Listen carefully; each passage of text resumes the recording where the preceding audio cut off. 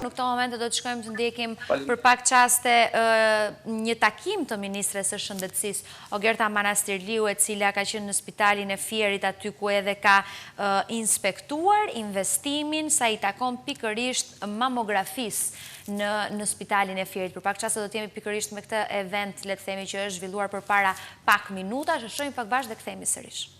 Shumë i mirë që keni bërë ju të kryshtarë, sepse ka qenë munguar në këtë ekzaminim në arrim të patin tumoret në stadin e hershëm dhe ka shanse të mëdha për mbijetesë. Kjo është mamografia e reinstaluar. Dhe kjo është teknologjia e fundit. Në vitit 2020 është digital, rrezatimi është më i ulur krahasuar me aparatet e përparshme.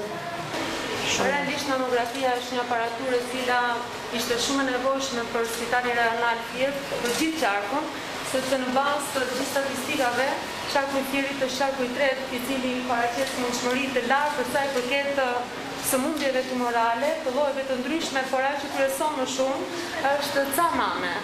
Edhe mamografia do të bëjë një zgjidhje shumë të mirë të gjitha grave mbi 40 vjeç, jo vetëm për tu ekzaminuar, po dhe për të bërë depistimin, për të kapur në fazat e hershme.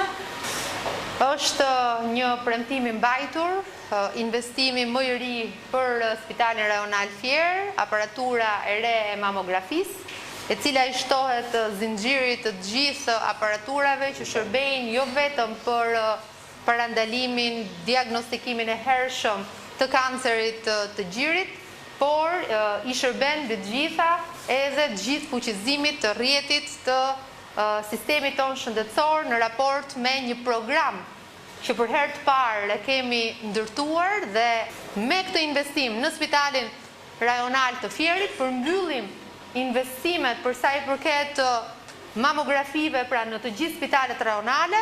Nga viti 2018 deri më tani kemi investuar në çdo spital rajonal pra që mungon të mamografi të reja me këto teknika bashkohore.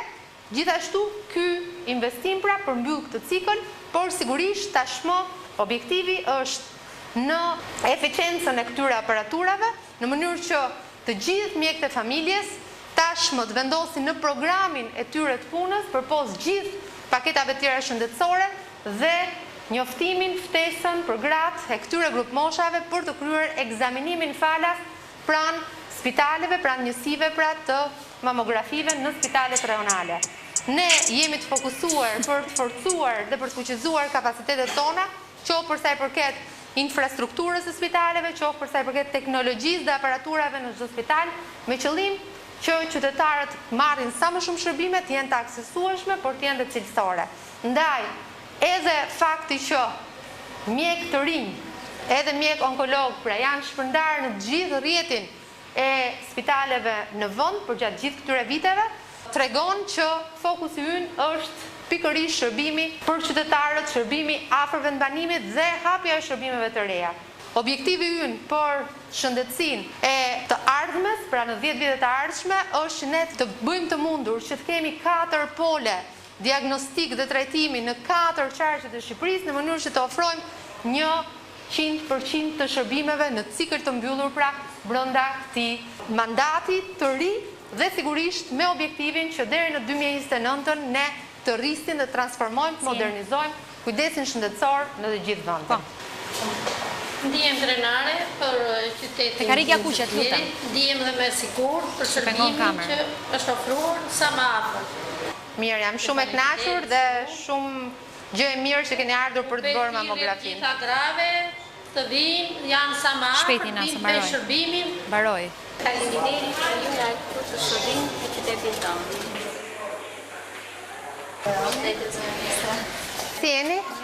Laboratori ka sistemin LIS, që është një inovacion në teknologji. Të gjitha të dhënat e pacientit hidhen dhe regjistrohen në sistemin LIS. Gjithashtu kemi dhe historikun e pacientit të inkorporuar në këtë sistem.